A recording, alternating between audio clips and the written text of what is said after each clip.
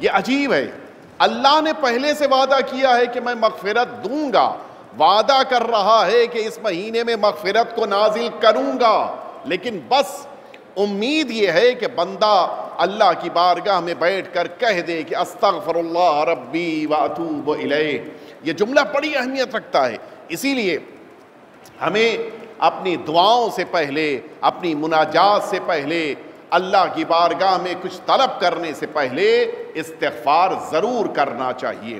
آپ اسی دعائے کمیل میں دیکھیے، سرکار امیر المؤمنین حضرت علی ابن ابی طالب علیہ السلام، اللہم صلی علی محمد، آپ نے جب یہ دعا تعلیم فرمائی تو اس دعا کی ابتدا میں آپ نے بار بار یہ سکھایا کہ اللہ سے مغفرت طلب کرو، اللہم اغفر لی الذنوب التي تحبس الدعاء، اللہم اغفر لی الذنوب التي تہتک العصم۔ مسلسل دعا شروع کرنا استغفار کے ذریعے سے، یہ ایک بہترین طریقہ ہے کہ جس طریقے کو ہم سبھی کو اختیار کرتے ہوئے اپنی دعاؤں کو پیش کرنا چاہیے۔ قرآن مجید کہہ رہا ہے کہ استغفروا ربکم ثم توبوا الیہ، استغفار کرو اور توبہ کرو، دونوں میں فرق ہے، ابھی عرض کیا جائے گا۔ استغفار کرو اور اللہ سے توبہ کرو، یہ دونوں چیزیں ضروری ہیں۔ توبوا الی اللہ جمیعا ایھا المؤمنون لعلکم تفلحون، اے مومنو تم سبھی ایک ساتھ مل کر توبہ کرو، ایک ساتھ مل کر استغفار کرو، شاید تم سبھی کو نجات مل جائے، شاید تم سب کامیاب ہو جاؤ۔ اور اسی لیے جب انسان توبہ اور استغفار کے لیے آ کر بیٹھے تو مل کر استغفار ہونا چاہیے۔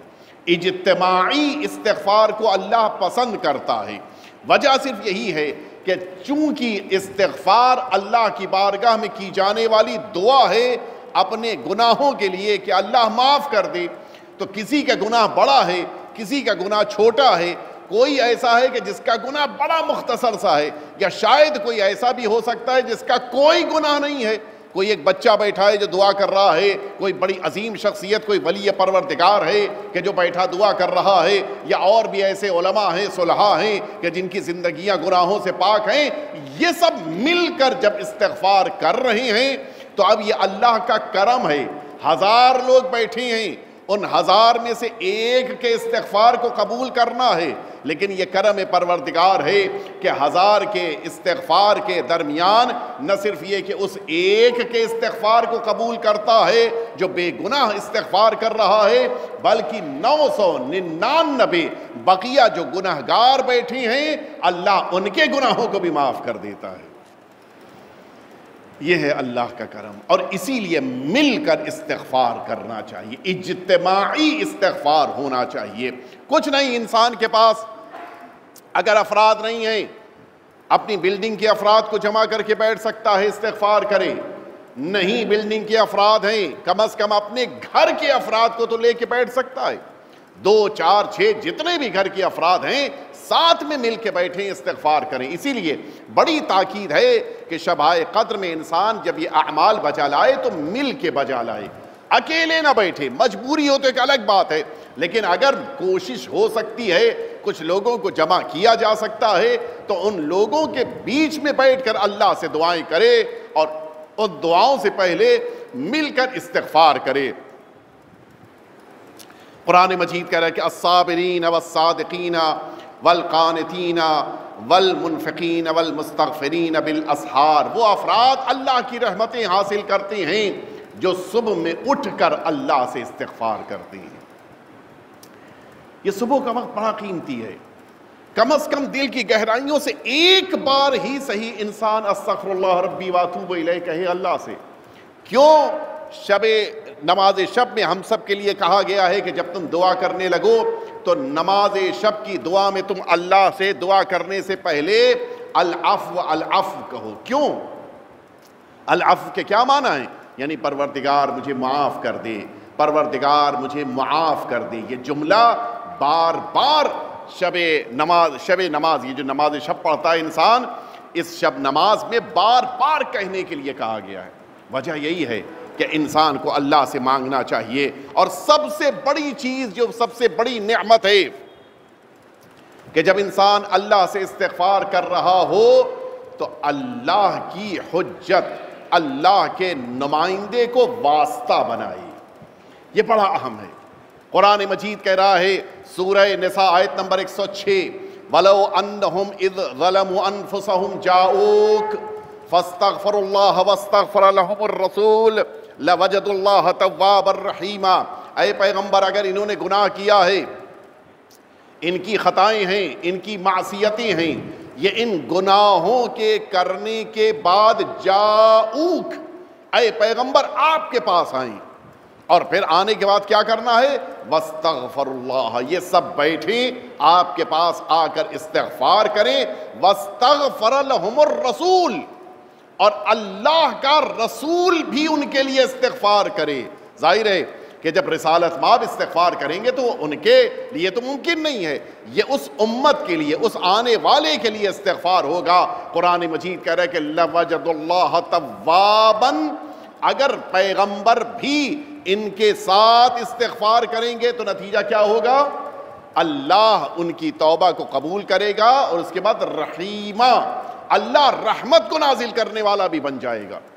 یعنی اگر انسان چاہتا ہے کہ اس کی گناہوں کے معاف کر دینے کے بعد اللہ کی رحمت اس کے شامل حال ہو جائے تو پھر ضروری ہے کہ وہ اللہ کی حجت کے پاس آ کر بیٹھے، اللہ کے نمائندے کے پاس آ کر بیٹھے. اور اسی لیے مفسرین نے لکھا ہے کہ اللہ نے جب خطاب کیا تو فرمائے جاؤکا، اے پیغمبر آپ کے پاس آئیں، اور پھر آگے بڑھ کے کہا کہ وَاسْتَغْفَرَ لَهُمُ الرَّسُولُ، اللہ کا رسول ان کے لیے استغفار کرے. یہاں مفسرین نے لکھا کہ اس کے معنی یہ ہے کہ خدا یہ کہنا چاہتا ہے کہ آج پیغمبر تمہارے درمیان ہیں، پیغمبر کے پاس آؤ، ان سے التماس کرو کہ استغفار کریں. کل جب پیغمبر نہ ہو اور امام معصوم کا زمانہ ہو، امام معصوم کے پاس آؤ، اللہ کی بارگاہ میں التماس کرو ان سے کہ وہ استغفار کریں. جو شرف اللہ پیغمبر کے استغفار کی بنا پر دے گا وہی امام کے استغفار کی بنا پر بھی اس امت کو مل جائے گا.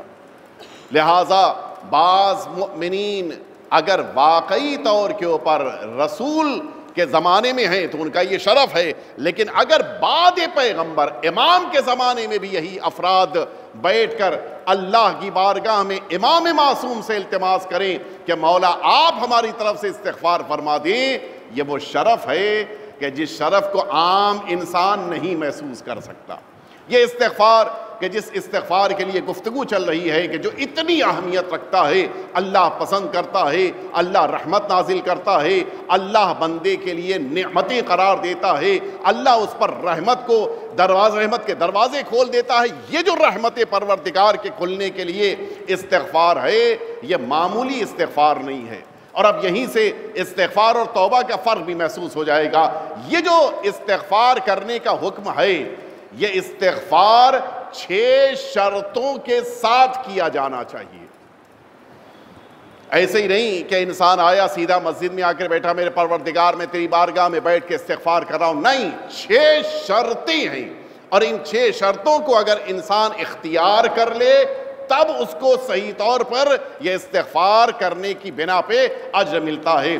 سرکار امیر المؤمنین حضرت علی ابن ابی طالب علیہ السلام آپ اسی نہج البلاغہ میں ارشاد فرماتے کہ الاستغفار درجۃ العلیین، یہ استغفار وہ ہے کہ جو پروردگار اپنے قریب ترین بندوں کو اس کی توفیق عطا کرتا ہے. ہر ایک کو استغفار نہیں ملتا. میں نے جیسا شروع میں کہا تھا، استغفار بھی اللہ کے نیک بندوں کو موقع ملتا ہے کہ وہ اللہ سے استغفار کریں. وَهُوَ اسم واقع علی 6 معان، یہ وہ نام ہے کہ جو 6 چیزوں پر منعقد ہوتا ہے. یعنی 6 شرطیں ہیں، 6 کنڈیشنز ہیں، جب انہیں انسان اختیار کر لے تب اس کا استغفار صحیح ہوتا ہے. فرمائے اولہ الندم علی ما مضی، جو کیا ہے اس کیے ہوئے کام پر سب سے پہلے اس کو نادم ہونا چاہیے، شرمندگی ہونی چاہیے. ندامت اس کے اندر ہونی چاہیے کہ پروردگار میں نے جو کیا تھا مجھے یہ کام آج برا لگ رہا ہے، میں تیری بارگاہ میں ندامت کے ساتھ آیا ہوں۔ یہ پہلا عمل۔ بعض اوقات انسان گناہ کرنے کے باوجود، سمجھ لینے کے باوجود کہ کام برا ہے، نادم نہیں ہے۔ شب قدر آ گئی ہے، شب قدر میں بیٹھا ہوا اللہ کی بارگاہ میں استغفار کر رہا ہے، لیکن ندامت نہیں ہے۔ ندامت نہ ہونے کا نتیجہ کیا ہوتا ہے کہ سوچ رہا ہے کہ ابھی تو شب قدر ہے، اللہ کی بارگاہ میں استغفار کر لیا جائے اور اللہ سے اپنی دعائیں، حاجتیں ایک سال کے لیے لے لی جائیں۔ ادھر عید کا دن آئے گا، پھر وہی شروع ہو جائے گا جو شعبان المعظم میں تھا، ماہ رمضان سے پہلے۔ نہیں پتہ متوجہ ہوئے نہیں ہوئے۔ بعض لوگ اگر نادم نہیں ہوتے تو نتیجہ یہ ہوتا ہے کہ جو گناہ ماہ رمضان سے پہلے کر رہے تھے وہ گناہ ماہ رمضان کے بعد بھی ہو رہا ہے۔ کیوں؟ اس لیے کہ نادم نہیں ہوا اپنے عمل پر۔ ندامت اسی لیے ضروری ہے، اندر سے شرمندگی کا احساس اسی لیے ضروری ہے کہ کہیں ایسا نہ ہو کہ ماہ مبارک رمضان میں گزر جانے کے بعد انسان پھر اس طرف قدم بڑھائے۔ شب قدر میں آ کر بیٹھا ہے، آج میں اللہ سے اپنی دعائیں لے لوں، پھر اس کے بعد تو دیکھا جائے گا، سال تو پھر ہمارے پاس ہے، اگلے سال کے پھر دیکھا جائے گا، جب ماہ رمضان آئے گا پھر توبہ کر لیں گے۔ یہ ندامت کا نہ ہونا ہے۔ فرمایا اولھا الندم علی ما مضی، جو کچھ بھی کیا تھا اس پر ندامت ہونی چاہیے، شرمندگی ہونی چاہیے۔ والثانی العزم علی ترک العود الیہ ابدا، کہ استغفار کرنے سے پہلے اللہ سے یہ وعدہ کرنا ہے کہ جس کام کو کرنے کے لیے میں آج نادم ہوا اور تیری بارگاہ میں بیٹھ کے استغفار کر رہا ہوں، میں وعدہ کر رہا ہوں کہ مستقبل میں اس کام کو نہیں کروں گا۔ یہاں تو عجیب ہے، ارادہ یہ ہے کہ پھر کریں گے اور شب قدر میں بیٹھ کے استغفر اللہ بھی کہہ رہے ہیں، اور کبھی کبھی تو اسی شب قدر میں ہو جاتا ہے۔ ابھی مصلی پہ بیٹھ کے استغفار کیا تھا، باہر نکلتے نکلتے دوسرے مومنین سے کہہ رہے ہیں کہ فلاں مرد مومن جو میرے بغل میں بیٹھا تھا رات بھر وہ اونگتا رہا۔ یہ غیبت ہو گئی نہیں ہوئی؟ ابھی توبہ کر کے نکلے ہیں اور نتیجہ یہ ہے کہ پھر اسی گناہ میں۔ جس انسان، ظاہر ہے کہ آپ جانتے ہیں کہ شب قدر سے انسان کا یہ تقدیری سال شروع ہوتا ہے، مقدرات کا سال شروع ہوتا ہے۔ جس سال کے پہلے دن کی پہلی صبح غیبت سے ہو رہی ہو، وہ سال کیسا گزرے گا ہم خود سمجھ سکتے ہیں۔ لہٰذا ہمیں کم از کم اس موقع پر تو احتیاط کرنی چاہیے۔ یہ انسانوں کا شب قدر میں بھی احتیاط نہ کرنا یہ بڑا سخت ہے، بڑا سنگین ہے۔ مولا فرما رہے ہیں کہ انسان اگر استغفار کرنا چاہتا ہے تو سب سے پہلے جو کیا ہے اس پر ندامت ہونی چاہیے۔ دوسرے مرحلے میں یہ وعدہ ہونا چاہیے کہ مستقبل میں اس گناہ کی تکرار نہیں کرے گا۔ یہ اگر وعدہ کر لیا ہے تو اب اس کے بعد تیسرا والثالث ان تؤدی الی المخلوقین حقوقہم، اس انسان کے لیے ضروری ہے کہ استغفار کرنے سے پہلے جو لوگوں کا حق ہے اسے ادا کر کے واپس آئے۔ ایک انسان اگر خدا نہ کرے کسی کی غیبت کی ہے، مومنین کی غیبت کی بات کر رہا ہوں، مومن کی غیبت کی ہے اور اس غیبت کے نتیجے میں لاکھ لوگوں کے سامنے بیٹھ کے، دیکھیے ایک ہوتا ہے اصلاح کرنے کے لیے بیان کرنا، دوسرا مرحلہ ہوتا ہے دوسرے کی برائی بیان کرنے کے لیے بیان کرنا۔ اگر دوسروں کی برائی بیان کرنے کے لیے بیان کیا ہے تو یہ یاد رکھیے گا کہ یہ وہ غیبت ہے جو اللہ کو پسند نہیں ہے۔ نتیجے میں شب قدر سے پہلے یا استغفار کرنے سے پہلے اس مرد مومن سے جا کے انسان کو معافی مانگنی ہوگی، وہ معاف کرے گا تب آ کر بیٹھ کر یہ انسان اللہ سے استغفار کرے گا تو استغفار قبول ہے، ورنہ قبول نہیں ہے۔ آپ جانتے ہیں کہ حقوق الناس اللہ بندوں کے حوالے کرے گا۔ تمہارا حق ضائع ہوا ہے، تم کو اختیار ہے کہ جتنا اس سے لے سکتے ہو لے لو۔ اسی لیے انسان کو یہ حقوق الناس میں زیادہ احتیاط کرنی چاہیے۔ ہمارے وہاں حقوق اللہ کی احتیاط ہے، رعایت ہے، لیکن حقوق الناس کی رعایت نہیں ہے، جو زیادہ سخت ہے۔ اللہ کی رحمت کبھی کبھی اس کے حق کو ضائع کرنے والوں کو بھی معاف کر دیتی ہے، لیکن بندوں کا حق ضائع کیا ہے۔ میراث، باپ کی وراثت تقسیم ہو رہی تھی، بھائیوں نے آپس میں مال بانٹ لیا، بہن کو اس کا حق نہیں دیا، آج بڑے مطمئن ہے کہ نہیں میں تو بالکل پاک صاف. کہاں سے پاک صاف ہے بھائی؟ جس گھر میں جس حصے میں آپ نماز پڑھ رہی ہیں وہ نماز آپ کی بہن کا حق ہے. کہاں سے نماز صحیح ہے؟ جس بہن کو اس کا حق دینا تھا نہیں دیا وہ ناراض ہے. نتیجہ یہ کہ حق الناس ادا نہیں کیا, زندگی بھر پریشان, برزخ میں پریشان, میدان محشر میں پریشان.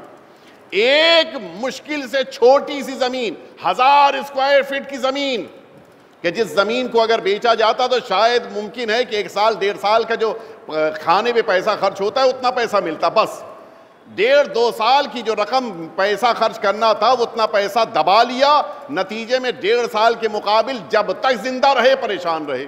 یہ حق الناس, یہ حق الناس بڑا خطرناک ہے, بڑا اہم ہے. اگر اس کی ہم نے رعایت نہیں کیا, ایک انسان بچوں کے سلسلے میں کوتاہی کرے, ایک انسان ماں باپ کے سلسلے میں کوتاہی کرے, ایک انسان زوجہ کے سلسلے میں کوتاہی کرے, ایک انسان پڑوسی کے سلسلے میں کوتاہی کرے, اگر کسی مومن کا حق اس کی گردن پہ ہے, یقین جانے جب تک وہ حق ادا نہیں ہو جائے گا تب تک یہ پریشان رہے گا. فرمایا تیسری ذمہ داری ہے کہ مخلوقین کے حق کو ادا کرو اور پھر آؤ اللہ کی بارگاہ میں بیٹھ کے تم دعا کرو. والرابع ان تعمد الى كل فریضۃ علیک ضیعتها فتعدی حقها. چوتھی ذمہ داری ہے کہ وہ تمام واجبات جو تم پر واجب کیے تھے اللہ نے, ان سبھی کو پورا کرو, تب آ کے بیٹھو استغفار کرو. اور فرمایا آپ نے جتنے واجبات اللہ نے رکھے تھے ان سارے واجبات کو, خمس واجب تھا, دے کے آؤ پھر بیٹھ کے استغفار کرو. حج واجب ہو چکا تھا, پہلے حج کرو اس کے بعد بیٹھ کے استغفار کرو. نمازیں چھوٹی ہیں, پہلے نمازیں ادا کر لو اس کے بعد بیٹھ کے استغفار کرو. روزے نہیں رکھے تھے, پہلے روزے رکھ لو اس کے بعد آ کے سارے واجبات کو پورا کرے انسان. تب یہ امید رکھے کہ پروردگار سے استغفار کرے گا تو اس کے گناہ معاف ہو جائیں گے. اس کے بعد پانچویں چیز والخامس ان تعمد الى اللحم الذي نبت على السحت. تم اپنے بدن پر اس گناہ کی بنا پر پیدا ہونے والے خون, پیدا ہونے والے گوشت, اس کو پہلے اپنے بدن سے ہلکا کرو تب آؤ استغفار کرو.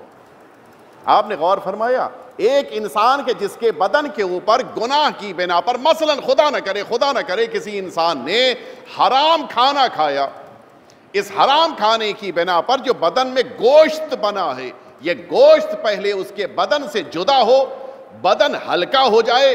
مثلا کھانا کھانے سے پہلے, مثلا کہہ رہا ہوں 70 kg کا تھا, کھانا کھانے کے بعد 72 ہوا, اب یہ 2 kg جو اس کھانے کی بنا پہ ویٹ بڑھا ہے, پہلے یہ ویٹ لاس کرو, 2 کلو کم کرو, اس کے بعد بیٹھو استغفار کرو. اسی لیے سب سے زیادہ اہم ہے ماہ مبارک رمضان میں استغفار کرنا. کیوں؟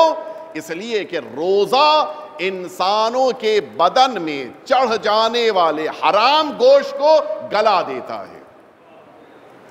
اس روزے کے فائدوں میں ایک فائدہ یہ ہے کہ حرام غذا کی بنا پر جو باڈی میں خون بنا تھا, جو حرام غذا کی بنا پہ جو باڈی میں مثلا گوشت مل گیا تھا, وہ سب یہ روزہ ختم کر دیتا ہے. لہٰذا ماہ مبارک رمضان میں استغفار کی اسی لیے بڑی اہمیت ہے. اور شاید یہی وجہ ہے کہ 5 ماہ مبارک رمضان کو بندہ بیٹھ کے اللہ سے کہہ رہا ہے کہ خدا مجھے استغفار کرنے والوں میں قرار دے. یہی وجہ ہے. آؤ روزہ رکھو, تمہارے بدن سے وہ اضافی گوشت ختم ہوگا, تب اللہ سے بیٹھ کر استغفار کرنا. اس کے بعد مولا چھٹی شرط بتا رہے ایک والسادس جو زیادہ سخت ہے, والسادس ان تضیق الجسم علم الطاعت کما اذقتہ حلاوت المعصیہ. جس طرح سے گناہ کرتے وقت تم نے اپنے بدن کو لذت دیا تھا, اسی طرح سے اب اللہ کی اطاعت کرنے کے لیے اپنے بدن کو زحمت میں ڈالو, تب آ کر استغفار کرو.